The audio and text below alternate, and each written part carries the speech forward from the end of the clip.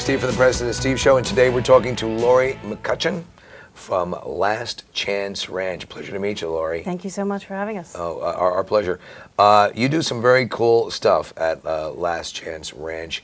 You deal with not the usual just cat and dog scenario. You attend to all sorts of animals of varying sizes. Tell us what you do out there. Yes, we rescue everything, from horses to goats to potbelly pigs, dogs. To an emu, I've heard as well, right? We have an emu. He was walking in the streets of Philadelphia, and he came to us. It blows your mind. So when you hear stories on the news of a bizarre, weird animal encounter, and you wonder what happens to that animal, you might be the last best hope for that animal. Yes. Because a lot of times, it's sad, but people think, okay, I want to get one of those, and they take on something that they're not prepared to take care of, and that poor animal ends up in a bad way. You guys step in and provide it a chance. Yes, a lot of times it's a novelty to get an Right. exotic animal, and they don't know how to take care of it, so it ends up being neglected or abused and then discarded.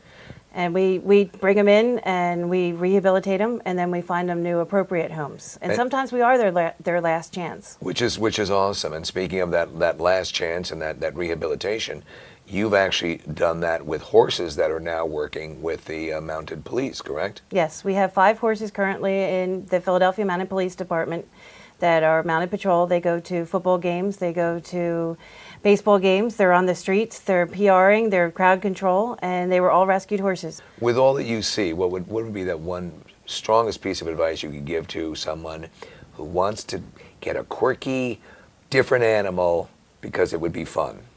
Don't do it. Volunteer first. Learn about it. Do some research.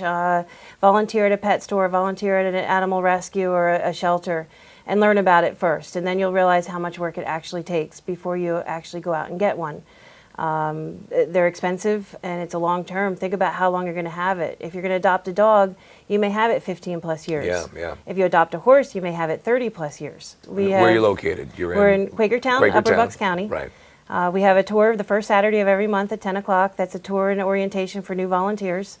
We have scheduled tours. We go to schools. We'll bring in anybody that wants to know about us, anybody that wants us to come and visit. We've had a horse in a high school already. That's cool. That's very cool. We've had ducks and chickens, and we've brought them to classrooms. How do people assist you in what you do? I assume you take financial donations. How do people Financial donations are the number one thing, because it costs us, it's probably over $200,000 a year just to feed the horses. I mean, you have a substantial amount of large animals. Yes, and they eat a lot. Yeah, they eat a lot. Yeah, and it requires a lot. I'm sure your day is consumed with this.